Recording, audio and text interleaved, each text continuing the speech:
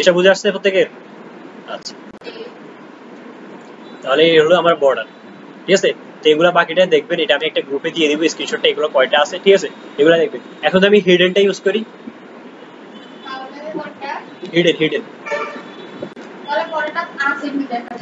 হ্যাঁ আছে, কিন্তু দেখা যাবে না, বুঝে আসছে এটা?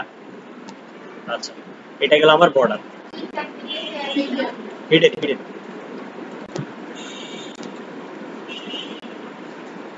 আমি হিডেনটা দিই, ঠিক আছে, তাহলে আমার এখানে কিন্তু বর্ডারটা ঠিকই আছে, ঠিক আছে, কিন্তু হাইড করা আছে, ঠিক আছে, হিডেন আকার আছে, এটা আমি দেখতে পাচ্ছি, এটা হচ্ছে কথা। আচ্ছা, এগুলো আমি গ্রুপে দিয়ে দিব, এটা দেখে নেবেন। আচ্ছা, এটার পর আছে আমাদের কি, বর্ডারের পর আছে আমাদের আউটলাইন, ঠিক আছে। এখন আউটলাইনটা কি, ঠিক আছে, এখন আপনারা বর্ডার এবং আউটলাইনের ভিতরে গোয়া ফেলতে পারেন, ঠিক আছে। এই কারণে আমি একটা ইমেজ দেখাই আপনাদেরকে, যদি সহজে বুঝতে সুবিধা হবে আপনাদের।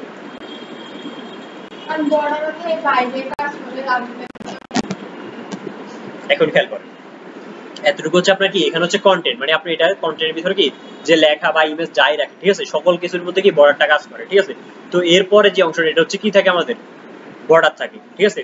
বর্ডারের পরে যেটা থাকে এটা হচ্ছে আমাদের কি, আউটলাইন, বুঝে আসছে? বর্ডারের পরে আমাদের যেটা থাকবে এটা হচ্ছে কি, আমার থাকবে আউটলাইন, ঠিক আছে। তো এই বর্ডারকে আমরা যতভাবে ব্যবহার করতে পারি, সেম একইভাবে কি আমরা আউটলাইনকে ব্যবহার করতে পারি, ঠিক আছে। তবে ওইখানে আমরা লিখতাম বর্ডার, এখানে কি লিখবো, আউটলাইন, ঠিক আছে। এখানে বর্ডারের জায়গায় আমরা কি লিখবো, আউটলাইন, ঠিক আছে। তো আউটলাইনে সেম একই রকম ধরনের আমরা লিখবো 3 পিক্সেল সলিড, ধরেন #098, ঠিক আছে, একটা ভ্যালু ব্যবহার করব। এখন দেখেন, তাহলে সেম একটা কি আউটলাইন পাইছে, ঠিক আছে। এখন আপনার মনে হচ্ছে কি এটা বর্ডারের মতোই, ঠিক আছে। তবে এই জিনিসটা খেয়াল রাখবেন, এটা কিন্তু বর্ডার না, ঠিক আছে, এটা হচ্ছে কি বর্ডারের উপরে কাজ করে, ঠিক আছে। কন্টেন্ট প্রথমে থাকে, তারপর হচ্ছে কন্টেন্টের বর্ডার, তারপর হচ্ছে কি আউটলাইনটা, ক্লিয়ার? দুইটা এখন একইভাবে কাজ করবে, এটা যদি আমি বর্ডারটা ব্যবহার করি, বর্ডারও ব্যবহার করি, ধরেন বর্ডার 2 পিক্সেল সলিড, ধরেন একটা কালার দিয়ে আমরা, আচ্ছা, তাহলে এটা 10 পিক্সেল দিই, আর আউটলাইনটা ধরেন আমি এখান থেকে 5 পিক্সেল। এখন দেখেন বর্ডারটা কোথায় কাজ করতেছে, আমার ভিতরের অংশে, তাই না? বর্ডারের পরে কি কাজ করতেছে, আউটলাইন কাজ করতেছে, বুঝে আসছে এটা? বিশেষ করে এটা কাজ করে কখন, আউটলাইনটা কাজ করে কখন, ধরুন আমরা একটা বাটনের মধ্যে ক্লিক করলে, ঠিক আছে, বাটনের চারপাশে যেটা কাজ করে এটা কি আউটলাইন হিসেবে কাজ করে, বুঝেছে? এটা দেখবেন সামনে দিয়ে আরো ক্লিয়ার হবে। আচ্ছা, এখানে সেম একই রকম আউটলাইনের কয়েকটা জিনিস আছে, ঠিক আছে। এই দেখেন ডটেড, ড্যাশেড, সলিড, ঠিক আছে, এগুলো দেখতে পারেন, যেমন আমরা ডটেড ব্যবহার করি আউটলাইনে,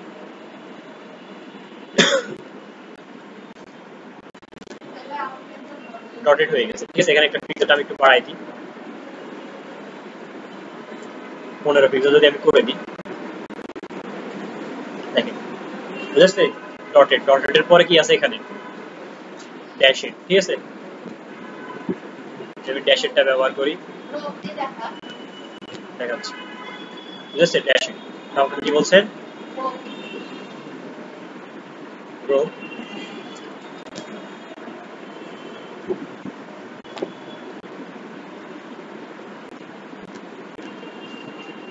ঠিক আছে, এটা মানে বুঝছেন?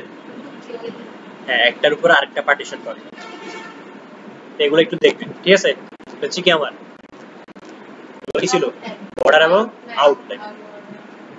আচ্ছা, এখন দেখেন একটা জিনিস খেয়াল করছেন কিনা, যখন আমরা এটা লিখতেছি লেখাটা কিন্তু বর্ডারের সাথে একদম মিশানো, তাই না, একটা আরেকটার সাথে কি মিশানো, ঠিক আছে। তো এটা করার জন্য আচ্ছা আমরা এগুলো কেটে দিই, এখানে কেটে এখানে একটা ব্যাকগ্রাউন্ড, ওই হাইট আর উইডথ দিয়ে আমরা একটা ব্যাকগ্রাউন্ড দিই, ধর width, with 300 pixel, height 400 pixel, with 600 pixel দিয়ে।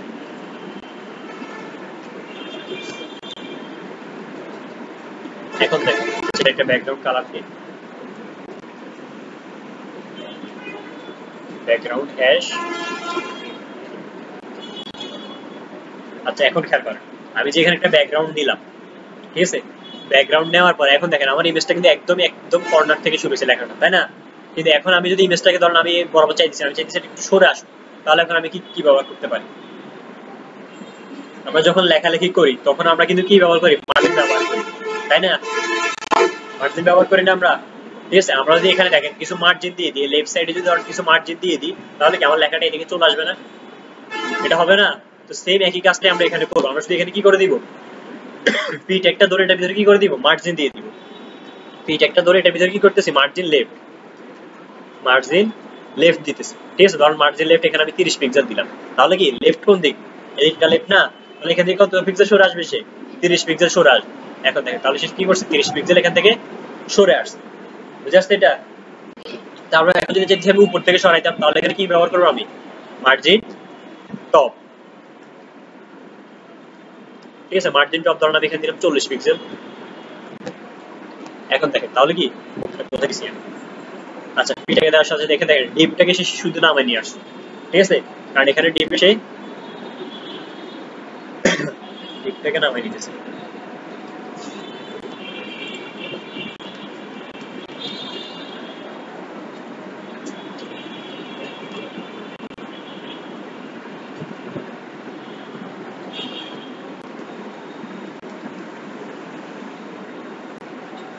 আচ্ছা এখানে খেয়াল করুন, মার্জিনটা আমার ঠিকই নামছে, ঠিক আছে, তবে এখানে ডিপটা নেমে আসতেছে, এগুলো সামনে আমাদের ক্লিয়ার হবে। ঠিক আছে, এই সমস্যাগুলো সামনে দেখবেন আরো কাজ করলে ক্লিয়ার হবে। ঠিক আছে, উপর থেকে নামাইতেছে সে আর কি, দেখেন ডিপটাকে উপর থেকে নামাইতেছে। হ্যাঁ, যদি এটাকে আমি আরেকটু বাড়াই দিই, ধরেন 100 করে দিই, তাহলে দেখেন আরেকটু নামে আনছে। ঠিক আছে, এখানে সে সরাসরি ডিপটাকে নামাইতেছে, পিটাকে নামাইতেছে। আচ্ছা এখন যদি আমি রাইটে ব্যবহার করি, আচ্ছা ধরেন এখানে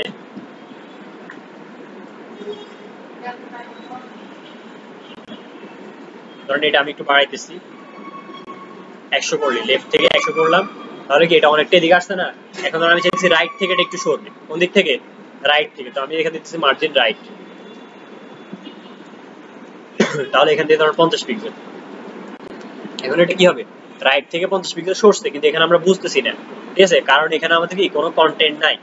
ঠিক আছে, যদি আমার কন্টেন্ট এখানে থাকতো তাহলে কিন্তু আমরা এটা বুঝতাম যে এখান থেকে এটা এদিকে সরতেছে। ঠিক আছে, এটা আমরা করতে পারি। দেখেন এখানে যদি আমি একটা কি করি, এই লেখাটুকুকে যদি আমি স্প্যান ট্যাগের ভিতর রাখি,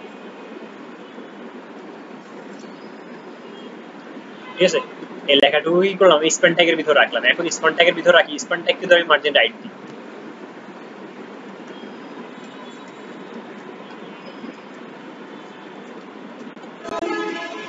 এখন দেখেন, ঠিক আছে, আমি স্প্যান ট্যাগকে ধরে যখন মার্জিন রাইট দিছি, লেখাটাকে সে কি করছে, এদিকে সরাই নিছে না? বুঝাচ্ছে এটা? তারপর এখন যদি আপনি নিচে দরকার আপনার, ধরেন এই লেখাটার এখান থেকে নিচে দরকার, তাহলে কি করবেন, নিচেও সেম একই কাজটা করতে পারেন। কি ব্যবহার করতে পারেন এখানে, মার্জিন কি হতে পারে এখানে,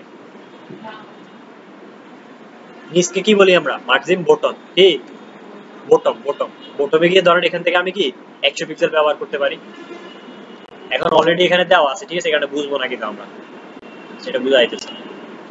ঠিক আছে, এটা বোঝানোর জন্য আমরা কি করতে পারি, ধরেন এখানে আমরা আরেকটা ডিপ নিতে পারি। ঠিক আছে, এটার ভিতরে আমরা ইনলাইন সিএসএস ব্যবহার করতে পারি, স্টাইল ব্যাকগ্রাউন্ড হ্যাশ 000। আচ্ছা এটা হাইট উইথ দিই আমি, উইথ 50 পিক্সেল,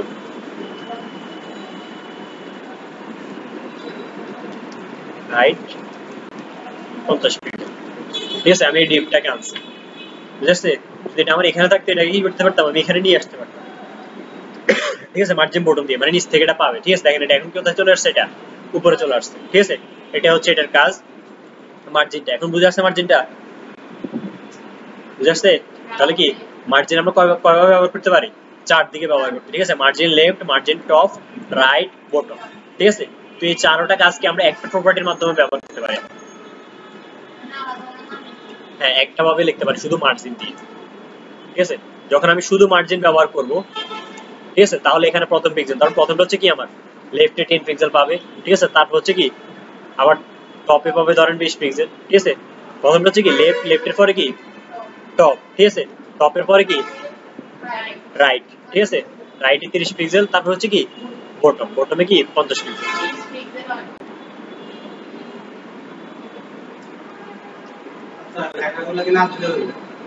কি হ্যাঁ, আপনি যদি রাইট লেফট না দিয়ে, ঠিক আছে, এইভাবে ডিরেক্টলি